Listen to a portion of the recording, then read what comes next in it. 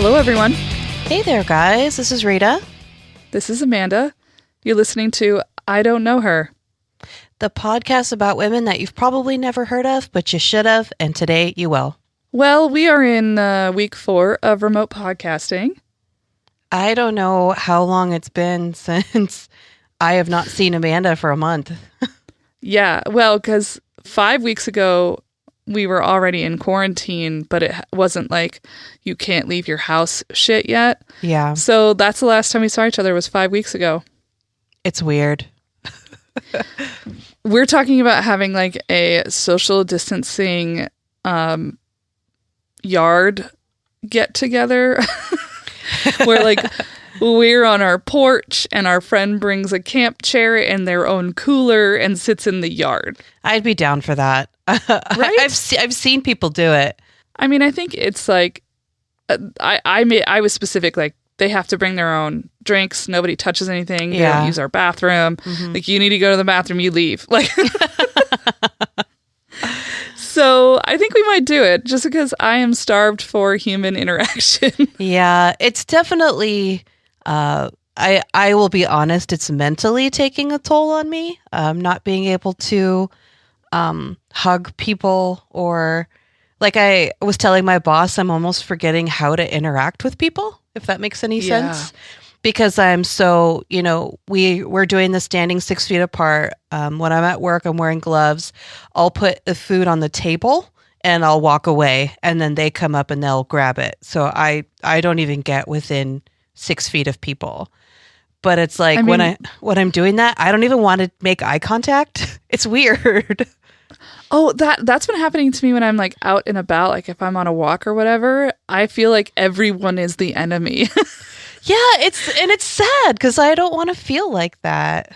No, I don't either. I personally really like being in the presence of other human beings. Not all the time, but certainly some of the time. Yeah, definitely.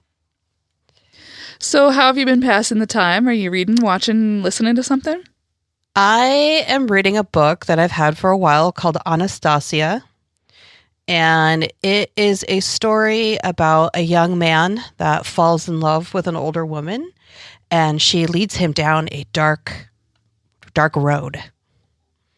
Who's that by? I don't recall the author at the moment. Okay. I just got done listening to the audiobook of The Woman in the Window. Have you heard of that? No, I haven't.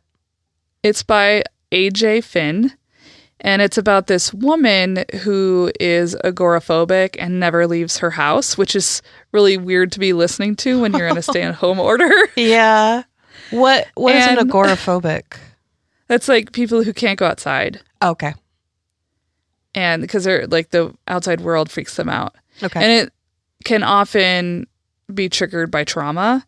And that's exactly what's happened to this character. Something very traumatic happens prior to the story starting, and it sort of gets unraveled and unveiled as it goes along. But she is inside of her house all the time and constantly watches her neighbors through the window. And she has new neighbors who move in. And at one point, she witnesses what she believes is a murder happen in their house. Oh. But like everybody denies anything happening, and seems pretty not lucid because she's, one, never leaving her house, and two, drinks like 3 bottles of wine a day. Oh, that's an alcoholic. On top of taking like psychotropic drugs. Oh, geez. How does she know it's real? Well, that's the whole point, right? Like, does she know it's real? Did she witness this? Is it all in her head? And so that's sort of the jive gist of the whole book. So I get done with it, and my friend Jen, who is an incredible writer, had sent me an article about the author, and she was like, wait until you're done with the book to read this. Okay. And it's a really long profile of the author in the New Yorker. First off, the author's name isn't A.J. Finn. That's a pseudonym, and it's fine to write under a pseudonym. But then the article goes into all of this detail about how the author is maybe perhaps just a giant liar and has spent his whole life lying. About what? About everything? Well, he is like an editor in a publishing house and has apparently throughout the years told various stories about how he had cancer. He never had cancer. No. He had and it was elaborate. Like at one point, his brother, Jake, was like writing emails to all of his colleagues, both in the UK and in the United States, detailing how long the surgery took on his spine, that he has this drain on his lumbar. Oh, he took a turn for the worse this day, like is writing these elaborate emails. The brother never wrote them. He wrote them. He never had surgery. Wow. Isn't that another type of social disorder where you make up stuff about yourself for attention? Well, I mean, there's a lot of them that could fall into that, but narcissism is one. Yeah. But it was like, it was so elaborate. And like, even when he was on his book tour, he would like tell stories about how the whole reason he wrote this character is because he'd been dealing with mental illness for so long. And like, people who'd known him forever were like, we had no idea he was dealing with mental illness. Was he? Oh my gosh. Who knows? Yikes. So it was just so weird. Anyway, that was weird.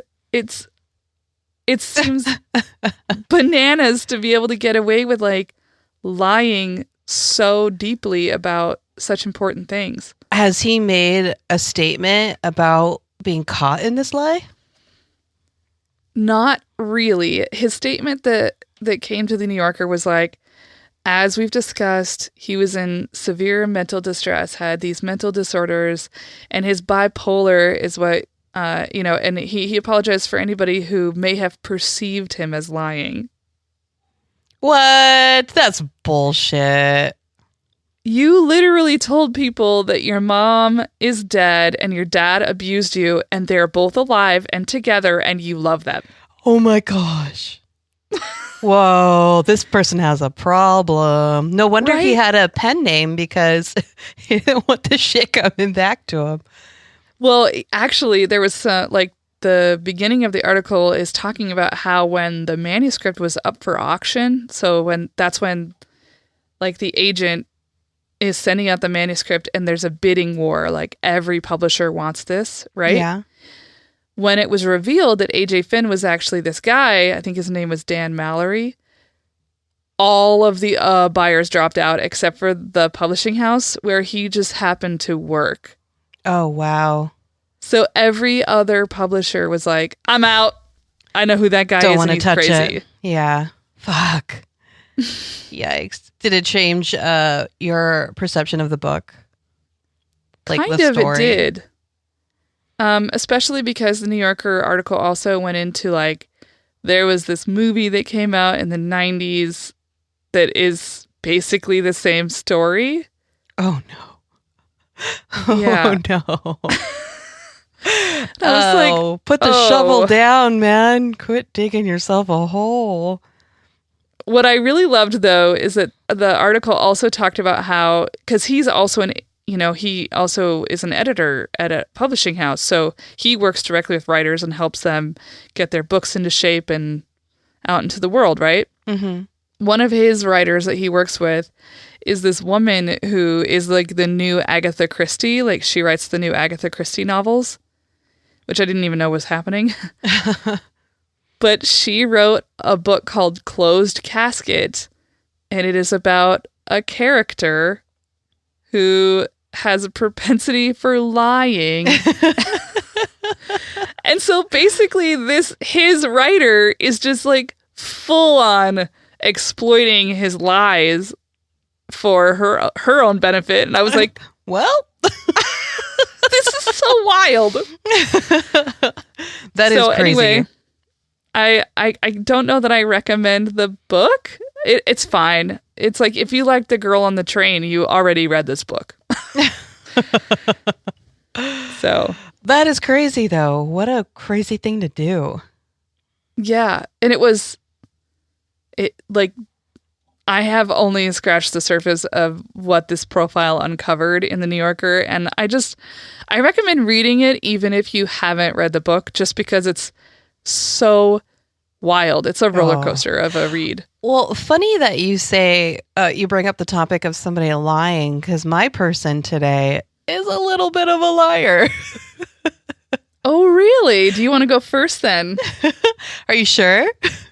Yeah. Yeah. Okay. I've got like a lesbian trailblazer. Ooh. Yeah. So I don't know. Have you ever heard of Doris Payne? Payne? Payne. Doris Payne. I have not heard of her. She is a convicted jewel thief whose criminal career spanned for 6 decades. Wow. I love a good jewel thief. The reason why I looked up famous female thieves was because I had a dream that I had murdered somebody and I stole all their stuff, and I woke up and I was like, I'm not a thief, I can't go to jail. Like, have you ever woken up from a dream and you feel like you're in it, and then you look around the room and you're like, oh, it was a dream. You bring yourself down. But I was like really scared because I didn't want to go to jail. But that's pretty funny. I wonder if I could do dream analysis, I'd be like, where is that coming from? That I killed somebody and I stole all their stuff and was afraid of getting caught. I don't know. All right. So Doris was born in a small, segregated coal mining town in Slab Fork, West Virginia. What kind of name is that? Slab Fork? Slab Fork, West Virginia. Mountain Yeah, Mama. That's a strange name, but it is West Virginia, so. Yeah. Which is beautiful. I've never been. I don't know. So her birthday is a little iffy. They could pinpoint it to about 1930 to 1940. It's hard because no documentation of her birth has been found, and Doris changed it many times throughout the years. So what is known is that she's the daughter of an African American man and a Native American mother. Her family life was not a happy one. Her father was extremely abusive. She said that her mother was very beautiful, and her father would use that to like hold over her head. Like, he's very suspicious of her, and would tell her that he was going to, and quote, beat the pretty out of her. That's not cool. No. I hate, whatever. We won't even get into that. Okay. So her mother had no money. She was not allowed to work, and she had nowhere to go. She was stuck in this marriage, which happens, unfortunately, to a lot of women. So Doris said as a young girl, she had a strong desire of somehow to help her mother run away. She also made up in her head that she never wanted to depend on a man to take care of her, and she didn't want to be what she said was under someone's thumb. She would play a game with herself that she called Miss Lady when she was a kid. She would put on a hat. She'd put on a nice outfit. She would carry a purse. She would pretend to be rich and sophisticated, and that she was traveling somewhere far away. She wanted to be anywhere but there. When she was 13, her mother was going to treat her with a gift for getting all A's in school. She was going to get her a wristwatch.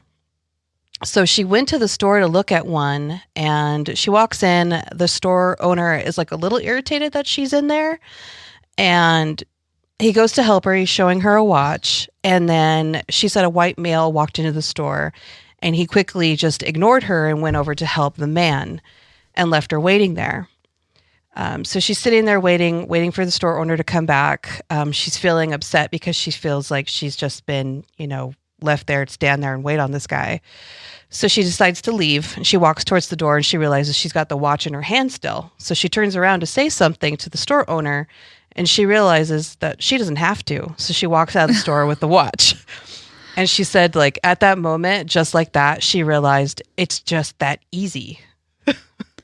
I mean, especially then. What year is this? It was like 1945, 1947. Yeah, it's not like they had cameras. No. So as she gets older, her father's abuse got worse. She decided to board a bus to Pittsburgh. She went into a jewelry store there. She stole a diamond ring. and she pawned it. She gave her mother the money so that her mother could move away from her abusive husband. When her mother asked her where she got the money, Doris was actually honest, and she told her mother that she stole something and she pawned it. And her mom was upset. Her mom didn't approve. She was really worried that Doris was going to get arrested, but she still took the money and she moved away. Well, I mean, desperate times call for desperate measures. Exactly. So Doris could have left it there. She said she started this lifestyle to help her mother, but she did admit that it gave her a rush. It gave her a feeling of empowerment. And she said there was a little voice in the back of her head that said, take that. I think that happens a lot with kleptos, right? Like kleptomania is a real thing. Yeah, absolutely. Where you get like a high from stealing. So she worked on sharpening her game. So she said she always referred to it as like playing a game. She never like really admitted that it's a crime. It was like a ploy that she was doing. Well, it always feels to most people like a victimless crime. And I would say that it can be a victimless crime. I think especially when you're stealing from like a large corporation like Walmart, you know, they actually build into their budget a certain amount of theft. Really? Yeah, all major corporations have they have a percentage that they know is going to be lost to theft. Huh. That's interesting. But having grown up in a house that was dependent on a small business, when people would steal from my mom, I took it fucking personally. Like, really? You know, I grew up in a really small town, so everybody knew everybody. And I knew the kids who stole from my mother's store. And it was like, you know, you're not stealing from some nameless, faceless person. You're stealing from me and my mother. Like, we need that soap that you stole to be sold to somebody so that we can buy groceries next month. Like, don't do that. Yeah. I had such an issue with thieves when I was growing up because of that. Really? Yeah. I was once in a Chinese restaurant in Bozeman with friends my sophomore year of college, and I was with my boyfriend at the time and his best friend, and they were a year younger than me, so they were freshmen in college, so they were like 18. And we were at this Chinese restaurant, and they gave us like little teacups, you know, those like blue and white china. Oh, yeah. Yeah. And they dumped the tea out and stole all of the china. Oh, my gosh. And I was like, I never want to speak to you again. I don't even want to know who you are. You're like below my foot. You're such deep, dark shit of people.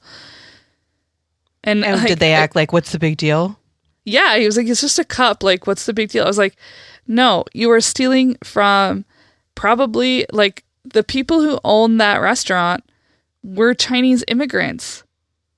You know, like they needed that restaurant and they like, you know, every time you steal something like that, they have to buy a replacement. And it eats into their ability to like pay their workers and buy more food and take care of their own families. Like, I know it's just a cup, but to me, it was not just a cup. Wow. It was a tangent, but just to say that, like, jewel thief, probably okay because... But, like, if she were, like, mom and pop stealing, I would have been pissed. Well, she was a klepto for sure. Doris, just like her mother, was a very beautiful woman. So she would go into stores. She would, like, dress to the nines. She would be holding a designer purse. She'd be warm and friendly. She would present herself as refined and classy. And she said that she was really playing that Miss Lady part that she used to play as a kid. I like that it's a character for her. She'd have the jewelry clerk like present her with a few pieces, and she'd strike up like a friendly, fun conversation while trying pieces on and off, but very quickly. And she'd always put them in another spot than from how the clerk had presented them to her. And she'd like bring to the clerk's attention, like, where did this such and such, like this emerald ring go? And since she moved all the pieces around, the clerk would get kind of alarmed looking for the ring. And then Doris would pretend to find it and relieve the clerk, getting the clerk's trust. And so the clerk would be focused on that single piece of jewelry that was so-called missing, that they wouldn't notice that Doris was stealing 1 to 2 pieces and putting them in her pocket. Whoa. I mean, that's pretty crafty. Yeah. So she had a very good sleight of hand. She was really good at distracting, but then also like earning the clerk's trust as well. As like she was playing that pretty tight. I mean, that's a good technique. So her first big score happened in 1952. She walked into a Pittsburgh jewelry store and she stole a diamond ring that was valued at $20,000. Holy shit. In like 1945, it was valued at $20,000? In 1952, it was a $20,000 ring. Lucas? How do you walk away with that? Lucas, tell us what a $20,000 fucking ring from 1952 would be in pre-COVID-19-ish. A ring valued at $20,000 in 1952 would be worth $195,371.47 in today's dollars. So Doris said that she could pull this off anywhere. She had a really good knack at making people trust her. And the biggest factor, she said, of getting away with this, with stealing, was that you have to look like you belong there. Like, confidence was key. Like, walk in and you own the place. Like, these people want to sell to you, so they will put that stuff out in front of you. I learned that from Ocean's 12. She also would switch up her appearance. She would disguise herself in order to evade arrest. So she'd go into a store looking a certain way, and she would like change in the bathroom and then leave. And so they'd be like, she was wearing such and such clothes, or she had this kind of hair, this kind of hat, and then she'd be totally different as she left. It's interesting to me that she was able to be as crafty and as successful at this as she was, considering that she was a woman of color. That's what I thought too. She did refer to that one time of she felt like her race made her the second class citizen. So almost like a little less you don't exist kind of thing, but still like she presented herself like she had money and confidence. So people didn't really question her. Yeah, it seems odd to me that like, because there was already a perception exactly that she would have been a thief because of her race, because that was a pretty well-known stereotype at the time. Mm-hmm. It's interesting that she wasn't more people weren't more suspicious of her because she was a woman of color in an establishment like that. And I think obviously her look that she went for and the way that she carried herself helped counterbalance that, but it's like still a little bit more than impressive that she was able to get away with it. Yeah. Because she was a woman of color. Well, as her game got a little sharper, so did, the bigger the scam, the bigger the prize. So she started stealing things that were much more expensive. More expensive than $20,000. She started going to stores like Tiffany's, to Cartier, to Chopard, which is like, Chopard is a really fancy store for Swiss watches. Oh. So by the mid-1950s, she used this technique to make off with jewels totaling in the hundreds of thousands of dollars. That's a lot. She started hanging out in rich social circles. She claimed that she was a trust fund heiress. So if people questioned like how much money she had, and like she didn't have a job, so it was like a little suspicious. So she just said she inherited all this money. She began also traveling to steal jewels internationally because she wanted to be careful to not steal too much in the States. Like she wanted to spread it around a little bit. Well, when you think about like she's stealing from high-end stores, there are only so many of those in the country. Yeah. And they're really only concentrated at that point in the 50s in like Los Angeles and New York and Chicago. Mm-hmm. So she created at the tops 20 aliases for herself. She had at least 10 social security numbers. She had 9 passports, and she had at least 9 dates of birth that she had made up for herself. This is so impressive. I want a movie about her. On one international trip during the summer of 1974, she went to Monte Carlo. She targeted Cartier and made off with a 10.5 carat diamond ring worth $500,000. $500,000. $500,000. Holy shit. I know. Just the fact that there is a piece of jewelry on this planet that's worth $500,000 is wild to me. Insane. This target, unfortunately, was a little too big of a bite. She didn't make it very far. She said her biggest mistake was she was in such a hurry, she forgot to change her clothes before heading to the airport. So they had an exact description of what she was wearing and what she looked like. So the police got to her before she boarded the plane. At the time, though, despite several full-body searches, the police could not find the ring. Uh-oh. She hid it first in some Kleenex, she said, pretending to have a cold and crying. She's wiping her eyes, and the ring is in the Kleenex. And then she politely asked one of the guards, she had a little hem falling on her skirt, and if she could please have a thread and a needle. So she ended up stitching the stolen ring into the hem of her pantyhose, and it stayed there for months while she How did they let her have a sewing needle? Like, what? So the case was dropped because they couldn't find the piece of jewelry, and they couldn't hold her for a crime that they couldn't prove. Nobody saw it, and she didn't have the ring on her. So when she returned to the U.S., Doris admitted that she sold the ring for $148,000 on the black market. But it was worth $500,000. Yeah. Oh, fine. She took a little off the top. I would be happy with 148. See, I was going to ask this question earlier. Like, so now she's stealing bigger and better items. Who the hell she can't go to pawn stores, so black market it is. She must have been building some pretty dangerous connections.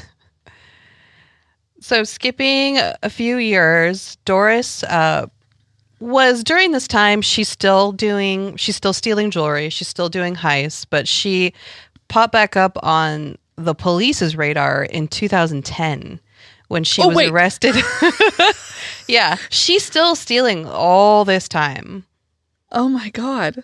She was arrested in Costa Mesa, California for removing the tags from a $1,300 Burberry trench coat from Saks Fifth Avenue and wearing it out of the store.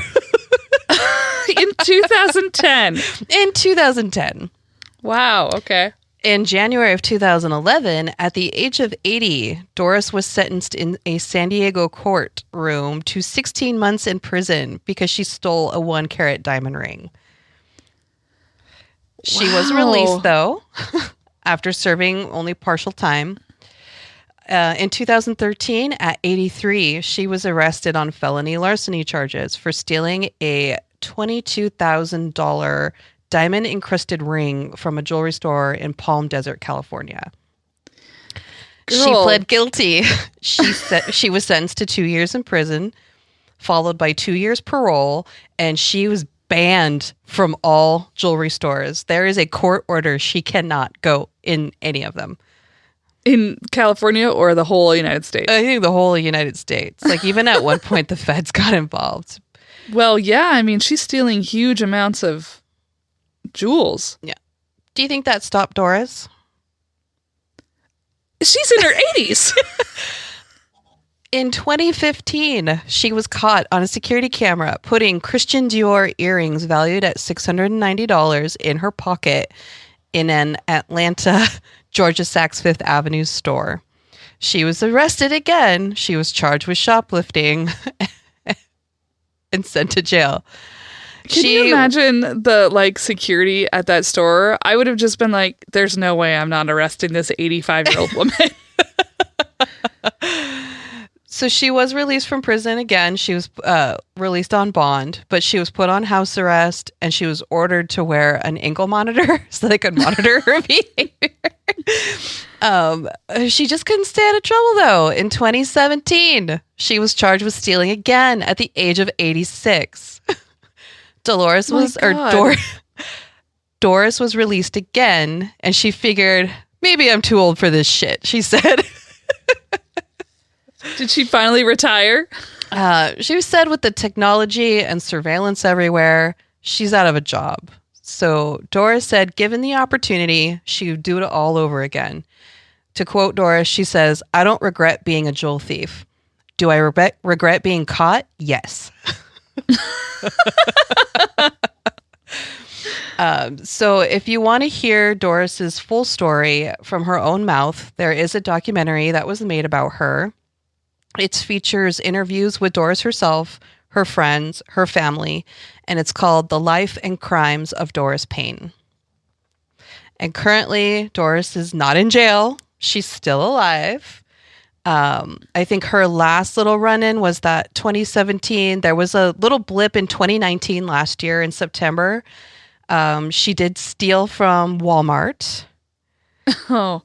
But it was like $80 worth of stuff. I think those charges were dismissed. But Doris cannot help herself. Clearly. So that's a fascinating story. So you said that there's a documentary about her. Mm-hmm. Where can you find that?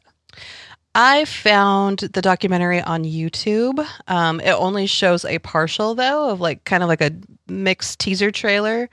I did see that it is on rent on Amazon Prime. And I believe it was available to rent through, if you have a Roku channel, you can rent it from the Roku channel. And she's this tiny little thing. There's one scene that I saw in the teaser trailer of she's trying to go into a jewelry store and this security guard will not allow her in because there's a court order to keep her out. And she's this little tiny lady arguing with this guy. So I got my information from afropunk.com, an article by Aaron White titled Doris Payne, International Jewel Thief. From history.com, Heist Master Doris Payne by Natasha Frost. TheFamousPeople.com, PeoplePill.com. A couple articles were written up about her by USA Today and the New York Post since her last arrests from 2017 and 2019. And the article in the New York Post is called Dirt Poor to World Famous Jewel Thief by Eric Spitznagel. Nice. That's Doris. I am so glad you brought her to the table. She was a fun one to listen to. I really enjoyed reading about her. And, I know stealing is wrong, but her attitude of, I don't regret anything. I regret getting caught. Yeah, and it's just fascinating to me that she was able to get away with that for so long. Yeah, she was just in and out, in and out, in and out of jail. How old was she the first time she actually was caught? The first time she was caught was in 1952. So if she was so-called born in 1930, she was 32 years old. Okay. Wait, you said 1930, so she would be 22. 40, 50. Oh, yeah. Okay, but she obviously didn't serve any significant time because she was stealing that whole time. Yeah. And one time, too, when she was in jail, they let her go, as she was getting older because of overcrowding in the prisons. So it's who are you going to keep? This 80-year-old woman or, non-violent offender. Exactly. The only person she's hurting is Cartier. It takes some balls. All right, you ready for Yes, your lesbian trailblazer. Yes. Have you heard of Marie Equi? No. She was an out lesbian doctor, an activist, and an anarchist. Ooh, okay. Yeah. So Marie Equi was born on April 7th, 1872 to John and Sarah Equi. The couple had at least 6 children, and some of my sources said that they had 11 children, which is a litter of children. Yeah. Literally a litter. Yes, a litter. Both of Marie's parents were immigrants. Her father was Italian, and he worked as a stonemason, and her mother emigrated from Ireland when she was 9 years old. So when Marie was really young, her family was considered pretty working class, as were many immigrant families, especially in the Northeast. 3 of her siblings died from really common and very curable diseases like croup and diphtheria. Oof. She also saw that her mom was basically her whole life perpetually pregnant and taking care of small children. And Marie was really impacted by both watching her mother being exhausted and constantly pregnant and also seeing her siblings die from really common and curable diseases. These would later really become the catalysts for her to want to become a doctor. Her father also frequently invited mill workers to their home, often who were on strike because of their horrific working conditions. And a lot of those people obviously were immigrants, and they were poor, and all of them were working class. So this too would inform a lot of Marie's later activism and political feelings. As she grew up, her family's financial status began to improve a little, and they were able to move into a middle-class neighborhood. It was actually a mixed neighborhood. There were like some lower class, some middle, and some wealthy. And this was the time when she just really started to no longer fit in. She was experiencing a lot of anti-immigrant sentiment towards her. She was Irish and Italian. And Italian was the smallest minority group in their city, and Irish were the largest immigrant group. Okay. So it didn't matter which one they hated more. Like, she was always just hated. She was actually a really talented student, like really smart, but she constantly got in trouble. And she ended up dropping out after 1 year of high school to work in a textile mill. And that was like, so they were from Massachusetts, right? New Bedford, Massachusetts. Mm-hmm. And where she lived had originally been like a real big, I think, logging town. That's how the industry that made money. But it became an industrial, like, mills type situation. And so she was one of like 2,000 or 3,000 teenage girls who ended up working in these textile mills. And the conditions were horrific. So the things that she'd heard about from these mill workers when she was a kid, she was now experiencing firsthand. Wow. And she would actually later in life say that her lung issues were directly related to the air that she had to breathe while she was working in that mill. She was actually able to escape the mill when her high school girlfriend wrote to her from the Dalles in Oregon. Asking Marie to join her in creating a life in the West. And so Marie headed out immediately, and she joined her partner, Bess Holcomb, on a homestead that they would share and make a home. That story reminds me of somebody. Right? Yeah. So Bess was actually a really wealthy woman and always had been, and she was a couple years older than Marie. And Marie's only 20 at the time when she makes the move out west to be with Bess. Bess had actually paid for that 1 year of school that Marie had gone to at the Northfield Seminary for Young Ladies, but she couldn't afford to fund Marie's education beyond that first year, and Marie couldn't get a scholarship.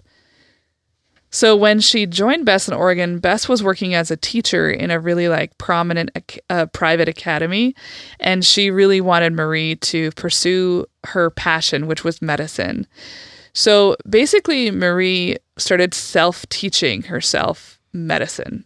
Really? Yeah, like the science and everything like that. She was doing it all on her own. Wow. So within a year of arriving in the Dalles, which, by the way, we know, obviously, where the Dalles are.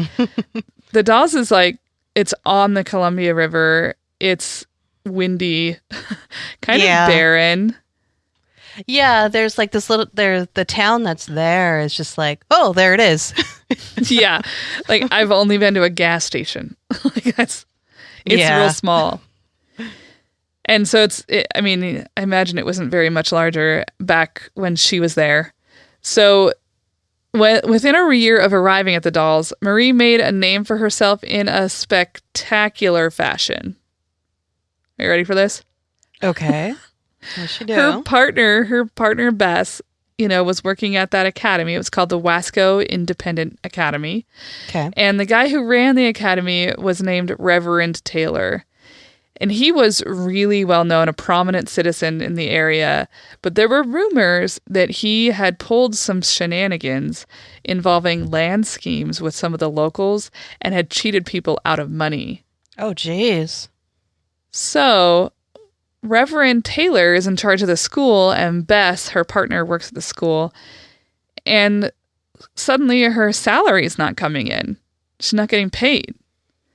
And they had tried to contact him. They had tried all of the regular ways that you would try to hey, what's going on? I didn't receive a paycheck. What's going on? And he had avoided them and not answered them. And so Marie was like, fuck this. Mm-hmm. We're going to solve this now. So she grabbed show up herself on his doorstep. She grabbed herself a horsewhip and and she stalked back and forth outside of the door to his office waiting for him to come out. And he was like, fuck, I don't want to go out there. I wouldn't either. And so he thought he was going to get away with it by sneaking out. And she caught him and she horsewhipped him in public.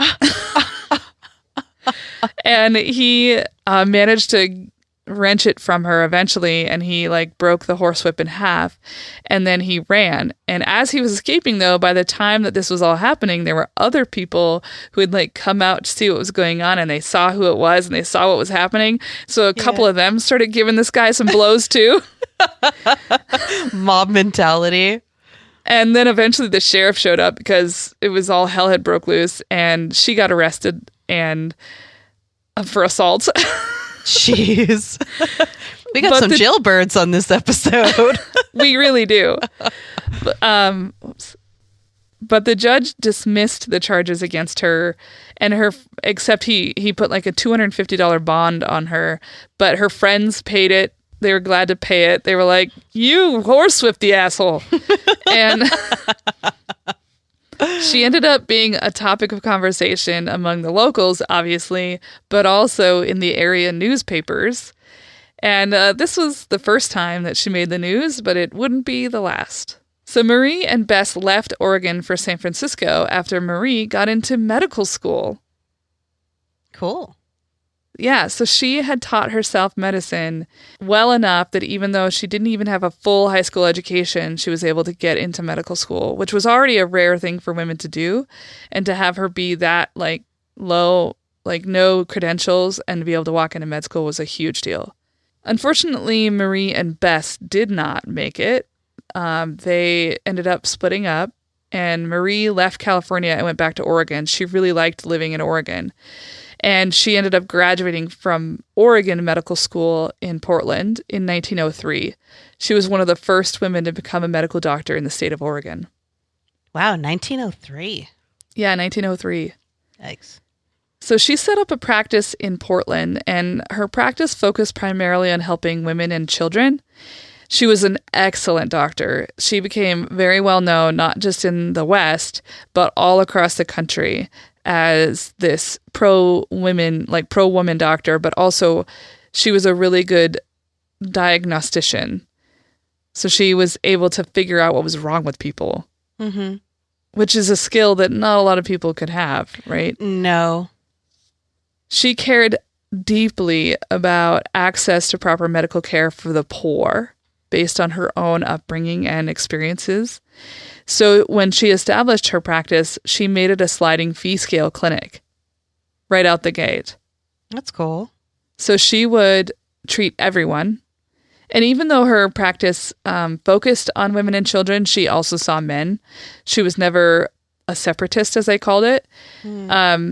She would charge her wealthy clients more for care, and then that would subsidize her free and reduced care for the poor. And this sometimes rankled the wealthy clients that came to see her, the patients. But she was like, well, you can take it or leave it. I'm the best doctor in the area. Yeah. If you can afford it. Yeah. You can choose to have great medical care and pay more for it than other people, or you can go find yourself a different doctor that's not as good as me. Choices.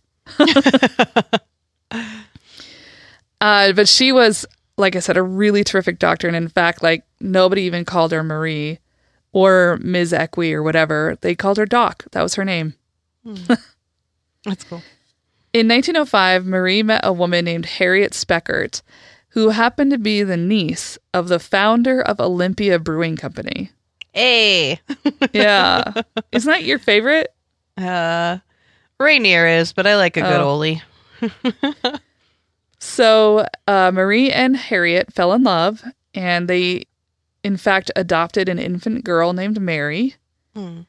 And Mary called Harriet Ma and Marie Da, which was a derivative of Doc. Like she couldn't say Doc, so she said that's Da. cute. Isn't that cute? Very. But their relationship, obviously being an out lesbian in general, was like not okay. It's 1905. Yeah, that seems to me that I can't wrap my head around that. I don't know how that would be accepted. Oh, it's like she was never not out. She was never not like openly seeing other women, and like people knew it. Wow. And the people who did have a problem with it, though, were Harriet's family. I'd imagine. So, in fact, they took her to court to try to keep her from being able to inherit any of the family estate. And they used her lesbian relationship as like ammunition to cut her out of the will. And it ended up going to court for years before it was settled, and Harriet was given her rightful inheritance. Jeez. Like, I'm surprised that she was even successful at battling them back, honestly. Yeah. Because people saw it as like, you're a deviant. Mm-hmm. So meanwhile, Marie was embarking on her very esteemed but also controversial medical career. So in 1906, the San Francisco earthquake happened. Have you heard much about that? I just know that there was extensive damage. There was a lot of people that got hurt, too. Yeah, it was the largest natural disaster in the United States in more than 100 years. Jeez. And it still is like one of the biggest events to ever happen in the country. And the government just did not have the sort of organizational capability to assist everybody who needed help. And so a lot of doctors and nurses would privately like go as a group. And so she actually organized a group from Oregon of doctors and nurses to travel to San Francisco and provide relief to the people suffering. Because also, so the earthquake happened, and then there was a subsequent fire because of the earthquake that like damaged even more. So it was, she was the only female doctor from Oregon, and she was in charge when she got down there. She was so good at what she did that they put her in charge of a 300-bed obstetrics unit. Wow. Unit, apparently. Unit is the word I was trying to say. She was profiled because of this work in prominent newspapers all over the West Coast, and they were calling her a hero. And even afterwards, after all was said and done, she was awarded a medal and a citation from the U.S. Army and President Theodore Roosevelt. Wow. So, I mean, and she was just like a doctor from Oregon, you know? Yeah.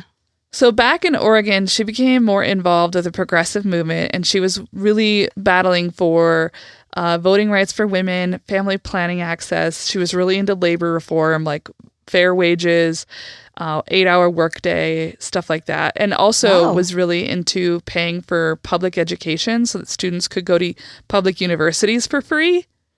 She has such a progressive mind. Oh, so progressive. And she saw some movement forward because women were, in fact, granted the right to vote in Oregon in 1912. And she became one of the first women in the state to cast a vote and to serve on jury duty. Oh, cool. Marie also began providing safe abortions in her practice, something that would not be legal in the state of Oregon for more than 65 years. Jeez. She also handed out birth control pamphlets and was personally acquainted with Margaret Sanger. Do you know who that is? Name sounds familiar. We haven't done her. I've thought about doing her but I think she's too well known. But she was the founder of what later became Planned Parenthood. Yeah. Okay. So it's rumored the two even became lovers. Ooh. They had some pretty steamy letters they wrote back and forth to each other. Ooh. And they were arrested together in Oregon for distributing birth control pamphlets. That's hot. But it was illegal to just even pass out pamphlets that said, if you don't want to get pregnant, here are some ways that you can avoid it. How ridiculous. So it's around this time that Marie also started to become a little bit more radicalized.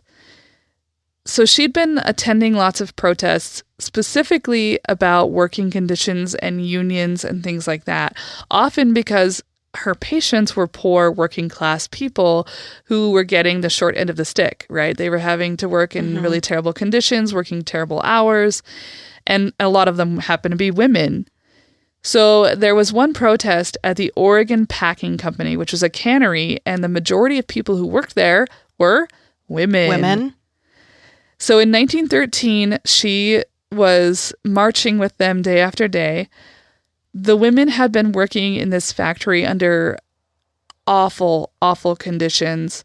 Like, one report I read said that they would be forced to work on like 100-degree days, and the foreman or whatever would lock the doors and the windows and not allow any airflow to make sure that they didn't take a break.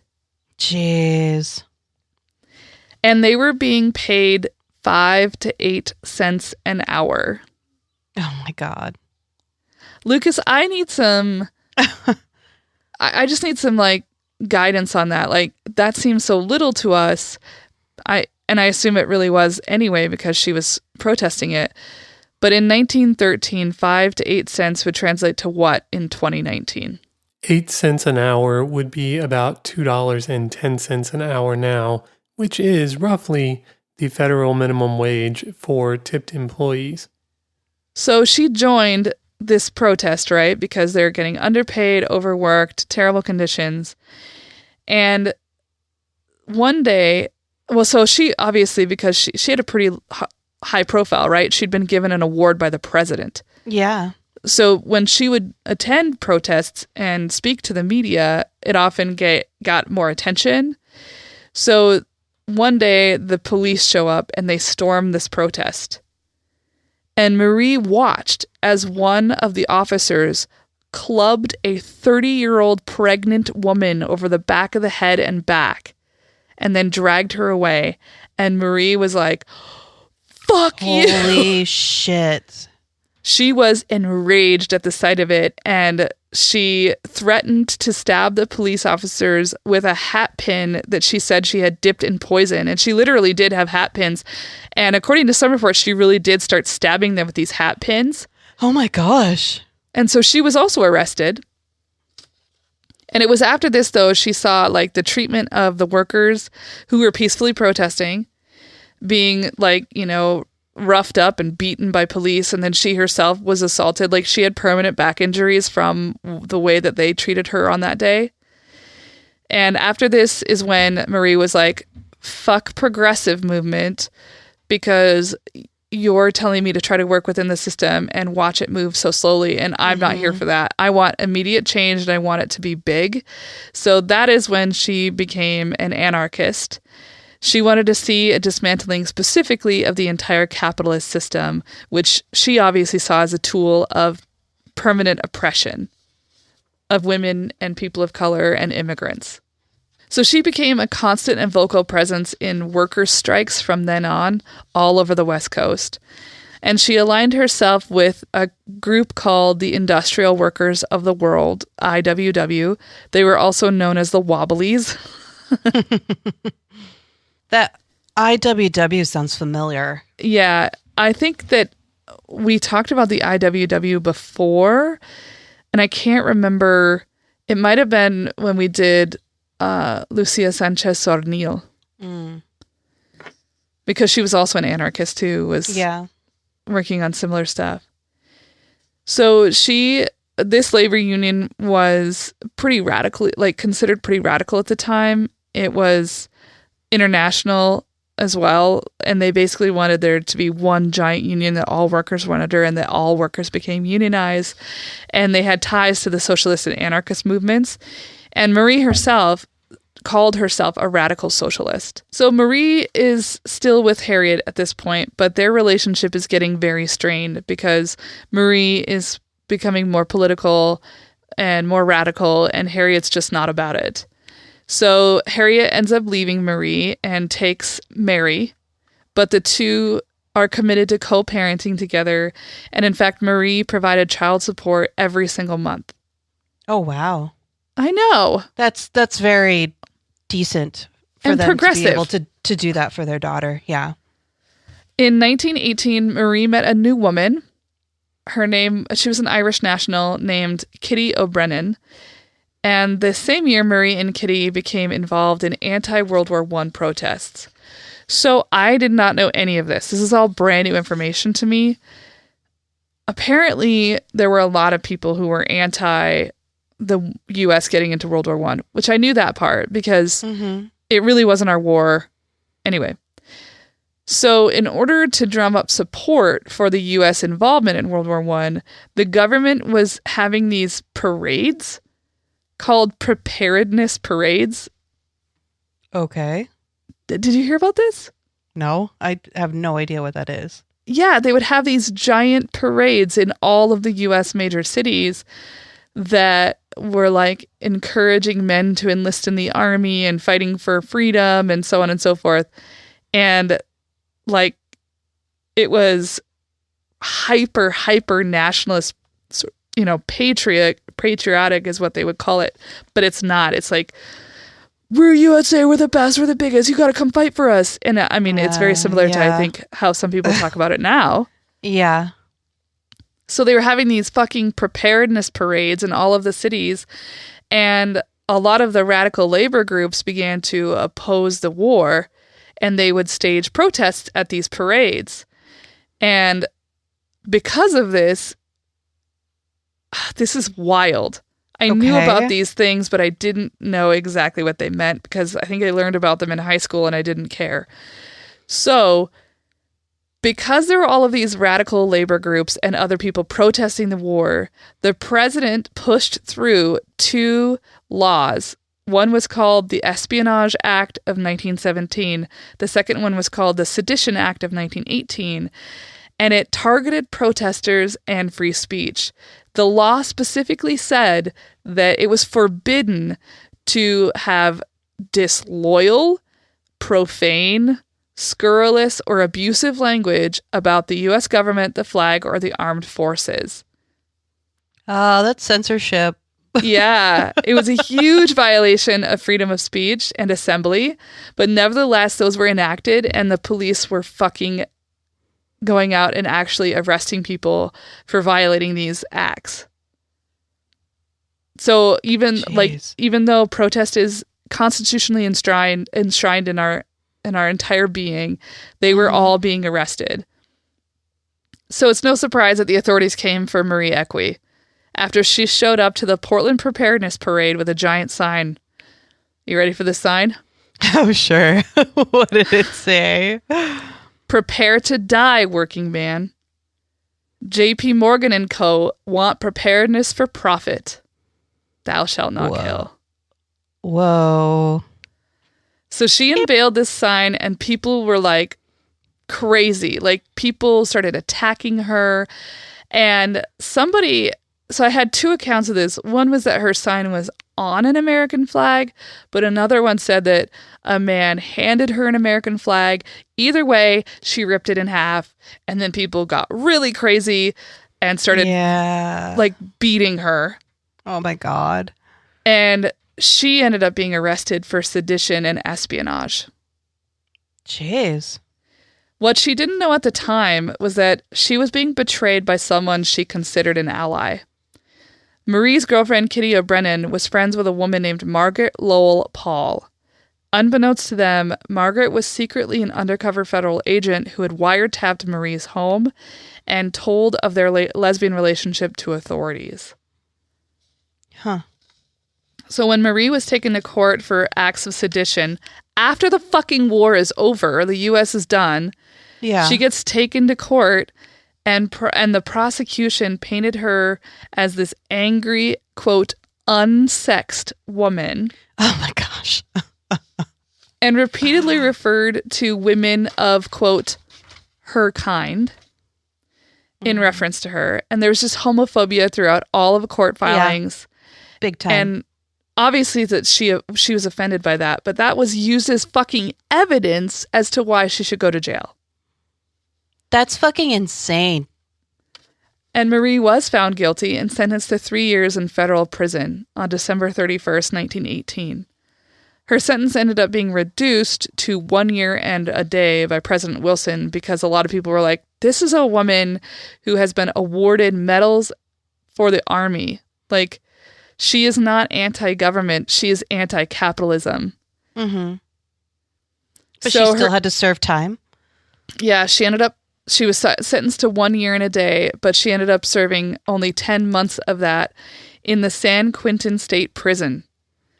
Quentin? Yeah, she was in fucking San Quentin. Yikes. She was released early because of good behavior, and she was 49 at this point. Jeez. So, however, when she was in jail, she was like teaching people how to read and helping them get medical care. She's a fucking class act. She's not gonna stop, yeah. After she was released, she went back to practicing medicine, but she lived a much quieter life. She invited her good friend, Elizabeth Gurley Flynn, whom she met in working with the IWW. She asked her to come move in with her. They were both needed to like take care of each other. They both had some health problems. And although like they kept calling her friend, and I was like, I think they were probably more than friends. More than friends. Yeah. And they were taking care of each other. And it was shortly after that, though, that her former partner, Harriet Speckert, died in 1927.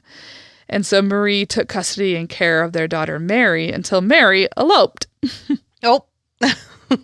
Yeah. Oh, okay. Marie Equi gave up practicing medicine in 1930 after she had a heart attack. And her partner, Elizabeth, left her to continue her own political work. And she eventually became a national leader of the Communist Party of the United States. Oh, wow. President Franklin D. Roosevelt pardoned Marie Equi on December 24th, 1933, 15 years after she was sentenced to prison for what amounts to freedom of speech. Right. Her last protest was in 1934. She supported the West Coast's longshoremen strike and the maritime strike. When she was hospitalized for a broken hip in 1950, the Longshoremen's Union sent her red roses. And she was visited throughout the quieter years of her life by union leaders and workers who expressed their gratitude for all of the work she did on their behalf. That's really cool. So Marie's daughter, Mary, cared for her ailing mother until she entered a nursing home. And Marie Equi died on July 13th, 1952, at the age of 80. Her obituaries ran in newspapers across the country, including in the New York Times. She was described as, quote, a woman of passion and conviction and a real friend of the have-nots in this world. So even though Marie Equi fell into relative obscurity in her later years, she had made significant contributions to history and fought for women's rights, workers' rights, reproductive rights, freedom of speech, and much, much more. She's also considered the first open lesbian period in the Northwest. Oh, wow. She was honored in August of 2019 in the Rainbow Honor Walk, which is a queer walk of fame in the Castro district of San Francisco. Her life was told in an excellent biography by Michael Hellquist called Marie Equi, Radical Politics and Outlaw Passions, which was published in 2015. And that's the radical but controversial tale of Marie Equi, lesbian doctor, abortion provider, socialist, and anarchist. Oh, man. I'm kind of bummed that I don't know who she is, especially because she's like in our hood. I know, in our area. Yeah. The idea that she was providing safe abortions at a time when it was beyond illegal. Yeah. Is pretty impressive. And a side note, I didn't know where to include this, but I definitely want to say it. Their daughter, Mary, Yeah. went on to become the first female pilot licensed in the state of Oregon. Oh, that's really cool. Yeah. Well, cool. We had some button pushers on today. We did. I should tell you my sources. Yes. I used Wikipedia, the Oregon Encyclopedia, the National Park Service, a profile on the South Coast called Lighting the Way, Historic Women of the South Coast by Anne O'Leary. And out lesbian and abortion rights activist Marie Equi got locked up for espionage by Stephanie Buck for Timeline.com. I've used her specifically 2 weeks in a row now. Oh, nice. The Oregon History Project, This Day in History, October 17th, 1920. Marie Equi is jailed by Jeff Biggers. A Woman of Consequence by Michael Hellquist for the Gay and Lesbian Archives of the Pacific Northwest. The Oregon Health and Science University Center for Women's Health. And The Rebellious Soul of Dr. Marie Equi for Women's Museum of California. Very cool. She's another one that I think could get like a biopic about her life because it is fascinating. Yeah, definitely. What a great...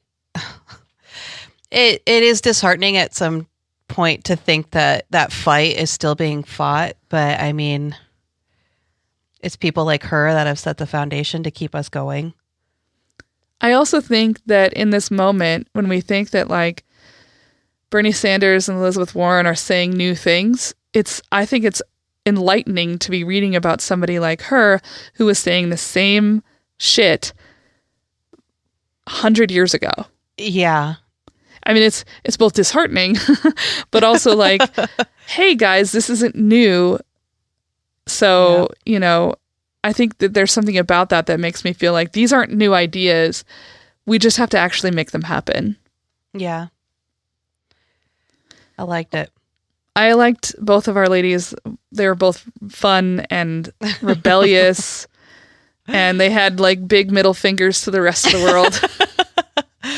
I forgot to mention too, in the documentary, her children are interviewed, and I didn't really find out till the end of my research that she had children. Huh. And she had them with a man that she didn't marry, and that man raised the children. She did not. And she just gave a really brief statement of saying, if you're going to be a jewelry thief, you can't really provide a motherly home. So she chose not to be there and drag them into it, you know? Yeah. I guess, I mean, that's such a hard call. Like we've talked before about the pressure of women, you know, like men are allowed to father children and sort of society doesn't really look down on them for like walking away necessarily. Mm-hmm. Like there is that sort of like shame on you, but not the same way that we really have different expectations and pressures for women to be, quote, good mothers. And if you know you're not capable of being a good mother, you know, why not walk away? Like, make that choice. It's probably for the best eventually for your kids. Yeah. Well, I mean, she was keeping them out of danger. Right. I mean, she would have been in and out of prison. Yeah. Like, that's not the kind of, you know, life you really want kids to have. And if he was stable and caring and could give them a good life, like they should be with their father. Mm-hmm. These were good stories today. They were. Lots to think about too. Yeah. Well, thank you everybody for listening and sticking with us through this uncertain time. I know you've heard that phrase 1,000 times over the last few weeks. So here it is again. Yeah, so we're going to sell it to you again. And we also want to thank Lucas McIntyre, our lovely editor. Thank you, Lucas. And Jennifer Finch of L7 for providing our excellent, raucous, kick-ass theme music. All right, guys, keep tuning in. Thank you. Thank you.